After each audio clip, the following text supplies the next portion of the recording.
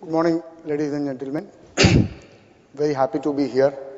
It also shows our commitment to serve you guys here and also our conviction in India as well as in ourselves. Just wanted to start and come to the point directly.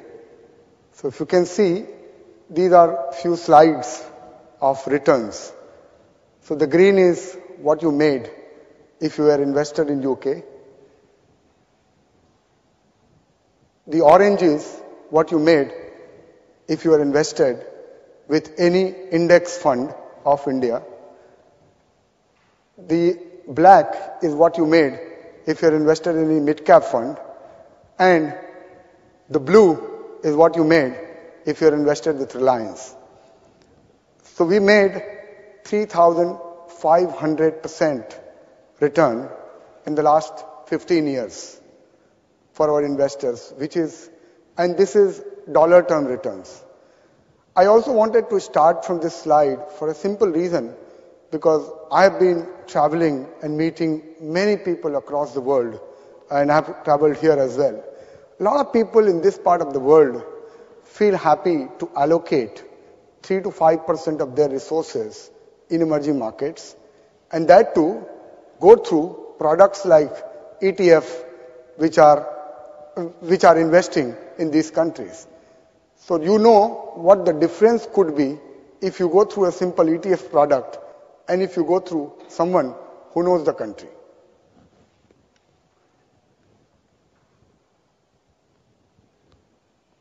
This is a simple point, many of you are aware. We have had a structural change in the GDP growth rate over the last 3 decades, and the GDP for the last couple of years has been growing at an average of 8.5%.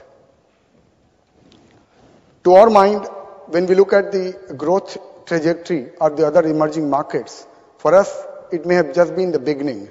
Because if I analyze what happened in most of the other Asian countries like Singapore, Taiwan, Korea, Malaysia, and China, wherever there was 2 prominent numbers, which is what is your saving rate and what is your investment rate in terms of GDP, this growth momentum has kept up anywhere between 25 to 35 years. And we are at the 6th year of our growth of 8.5%.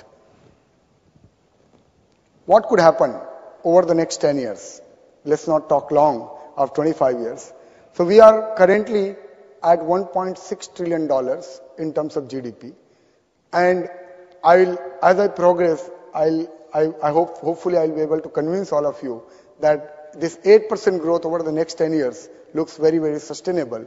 But if we did that, we'll be like $6.3 trillion in terms of GDP, which will make us among the top 5 countries in the world in terms of having absolute GDP number.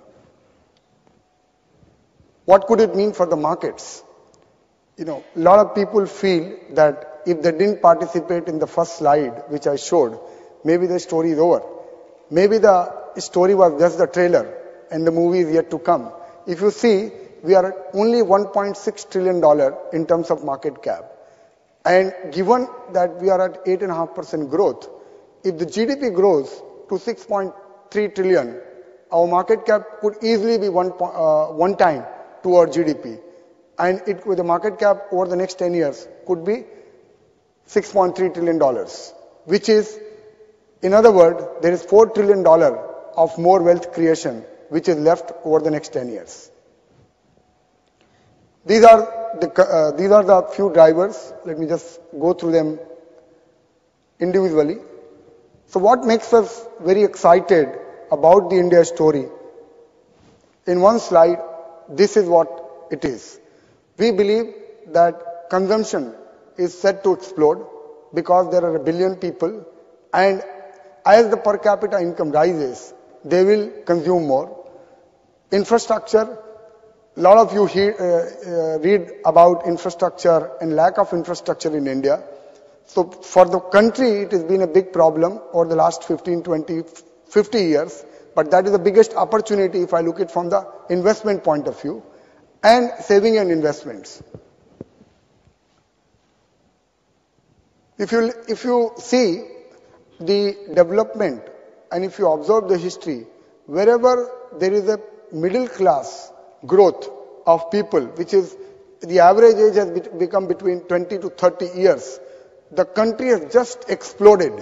And that has been the main driver for the growth in any country, even if you look at last 100 years of history of any country's growth. This is just about to happen in India over the next 20 years.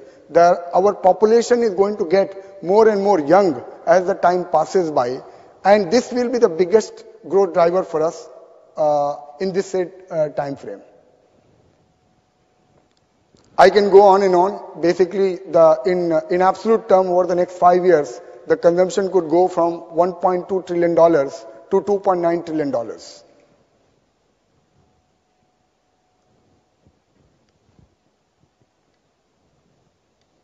Again, infrastructure.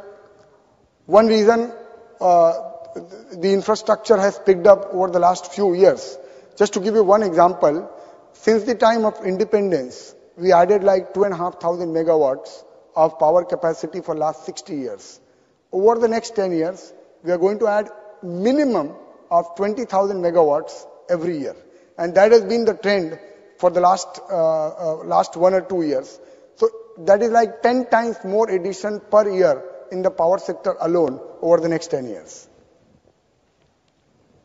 In terms of number, as you can see, we'll spend close to 10% of our GDP in infrastructure, which will be over $1 trillion in the next 12th plan. We have a 5-year plan. So over the next 5 years, we'll invest more than $1 trillion. Now, in other words, again, what was the GDP of the entire country just 2 years ago will be the amount of investment only be made in infrastructure alone over the next 5 years. Again, these are some numbers: 60% growth in power, 71% growth in road, 61% growth in port, and 30%, close to 30% growth in railways. See, in the world which is surrounded today with all the debt concerns, it would have been a real pipe dream if all this was only backed by our ability to attract capital from outside the world and be dependent on that capital. But this is a unique advantage for us that roughly 80, 85 or 90% of this investment will come through India's own saving. As I showed in the earlier slide, we have close to 40% saving rate in India. So $1.5 trillion economy, you are saving 40% of that.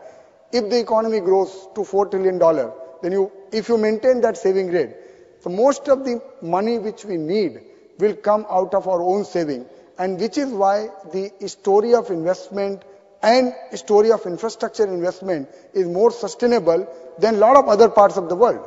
So if I could talk about Africa, or if I talk about Indonesia, these are also countries which are struggling to make infrastructure, but they do not have the unique advantage of India, which is the high saving rate and less dependence on foreign capital to build our infrastructure.